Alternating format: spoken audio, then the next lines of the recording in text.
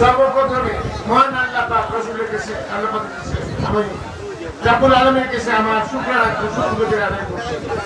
আজকে 18 বছর পরে আপনাদের সামনে এসে কথা বলার সুযোগ পেয়েছি, সেই জন্য আল্লাহ রাব্বুল আলামিনের কাছে আমি শুকরিয়া আদায় করছি।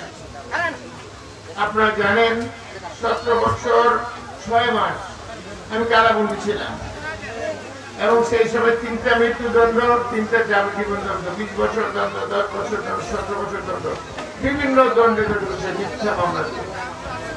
আল্লাহ রাব্বুল আলামিন এবং আপনাদের দোয়া, আমার 3 থানার ফাঁসি, মহিলা, পুরুষ, আবাল, বৃদ্ধা সবাই রোজা রেখেছে, নামাজ পড়েছে, কোরআন খতম করেছে, মানত আদায় করছে। আপনাদের সকলের দোয়া আল্লাহর রহমতে আপনার সামনে আসছি। আল্লাহর কাছে লাখ লাখ কোটি কোটি শুকরিয়া। পাশাপাশি আপনাদের কাছেও আমার মা বোনেরা, ভাইয়েরা, আমার 3 থানার আপনাদের কাছে আমার শুকরগুজারি আদায় করছি। আপনারা শুকরগুজারি কবুল করুন। ভাইয়েরা আমার, এই 5-8 গ্রাম আমার নিজের গ্রামে আমি অনেকবার আসছি।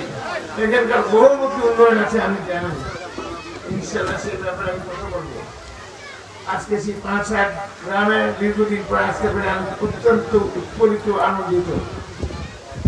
আমাদের নেত্রী বেগম খালেদা জিয়া, তিনি হচ্ছেন দেশনেত্রী, 3 বারের প্রধানমন্ত্রী। আপনারা আমাকে বলেন নির্যাতিত, আমার চেয়ে বহু বহু গুণ বেশি নির্যাতিত তিনি এবং তার পরিবার। আমাদের দেশনেত্রী বেগম খালেদা জিয়া 3 বারের প্রধানমন্ত্রী, তিনাকে 8 বছর কারাবাস করতে হয়েছিল বিনা দোষে, বিনা মিথ্যা মামলা দিয়ে। তিনার ছোট ছেলে আরাফাত রহমান কোকোকে নির্যাতন, মানসিক নির্যাতন কারণে শাহাদাত বরণ করে। ওনার বড় ছেলে জনাব তারেক রহমান সাহেব, তাকে প্রবাসে আছেন, তাকে নির্বাসিত করা হয়েছিল। আমাদের নেত্রী তিনাকে তিনার বাড়ি থেকে উচ্ছেদ করা হয়েছে। আপনারা দেখেছেন নিশ্চয়ই, এগুলো সমস্ত পত্রিকা। এই নির্যাতন, নিপীড়ন, জালেম সরকারের যে নেত্রী ছিলেন শেখ হাসিনা আজকে কোথায়? সে আজকে ভারতে পালিয়ে গিয়ে আছে, সে ভারতে থেকে আছে এবং প্রতিদিনই আমি মনে করি তার জীবন মৃত্যু হচ্ছে। সেটা আল্লাহ পাকের তরফ থেকে হচ্ছে। আল্লাহ পাক রাব্বুল আলামিন কোন জালেম সরকারকে, জালেমকে পছন্দ করেন না। তার অত্যাচার, নিপীড়ন, জুলুমের শিকার এমনকি উনি বাদ করছে আমাদের পুরা দেশের 64 জেলায় হাজার হাজার লক্ষ লক্ষ মামলা হয়েছে, গায়েবী মামলা। ঘটনায় ঘটেছে গায়েবী মামলা। কেন আপনারা একজনের 5টা, 10টা, 20টা, 30টা এমন 400 পর্যন্ত মামলা হয়েছে।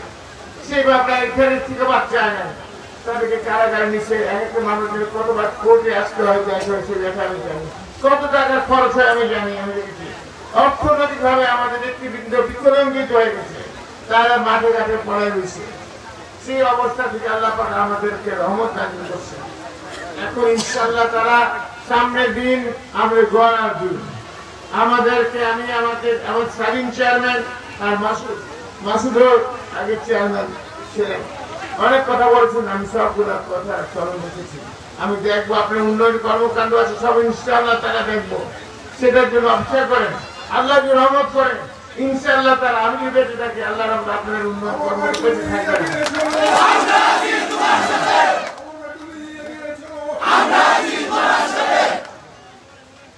ভাই সকল, এখন আমাদের সামনে অনেকগুলো সমস্যা, একটা শূন্য, একটা চলমান প্রক্রিয়া।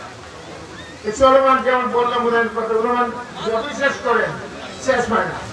একটা নতুন কর্মকাণ্ড চলে এসেছে সামনে, ইনশাআল্লাহ শুরু করে যাবে। পাশাপাশি আমাদের সামনে আমি জেলে থেকে চিন্তা করছি, সবচেয়ে বড় মুসিবত হচ্ছে আমাদের বেকারত্ব। পুরো বাংলাদেশে বেকারত্ব, এই বেকারত্বটা এত বেশি, এই 5-8 গ্রাম বলেন কোনখানে বাদ যায় না ভাই। প্রতি ঘরে ঘরে বেকার যুবক আছে, সবার মূলভূতের ঘরে একটা যুবক বা 2জন যুবক আছে, বেকার হয়েছে, কোনো কারণ নাই। সেই বেকারত্বের জন্য আমি অনেক চিন্তা করছি যে একটাও ভাবে বেকারত্ব সমাধান করা যাবে না। আমাদেরকে সরকারি অনেক কর্মসংস্থান সামনে আসবে, কিন্তু সেটার জন্য আপনাদেরকে প্রস্তুত হতে হবে। আমাদের যুবক ভাইয়েরা তোমাদেরকে লেখাপড়া করে শিক্ষিত নিজেকে সমৃদ্ধশালী করতে হবে, যাতে তোমরা নিজেকে রিটেন পরীক্ষায় পাস হতে পারো, শারীরিক পরীক্ষায় পাস হতে পারো। তারপর তো বাকিটার জন্য আমি ধাক্কা দিব। তো তার আগে আমি ধাক্কা কেন দিব?